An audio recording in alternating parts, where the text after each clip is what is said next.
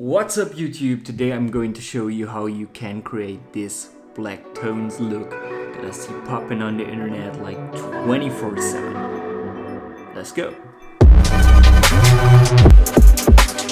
So I see this ad on the internet like 24/7 all the time.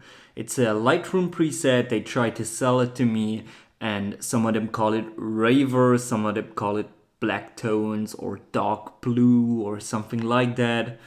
But it's basically always the same. It's isolated skin tones and the rest is black and white with some differences in the contrast. So I'm going to show you how you can create that look your own. Let's go.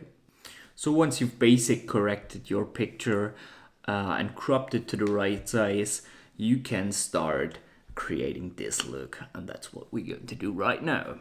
So to add a little bit more contrast, we go in to the scope and lift the highlights a bit and bring down the shadows a bit, just to add a bit more contrast and make it look more dramatic. So let's head over to the saturation, and what we're going to do is we bring down all the saturations except of the skin tones.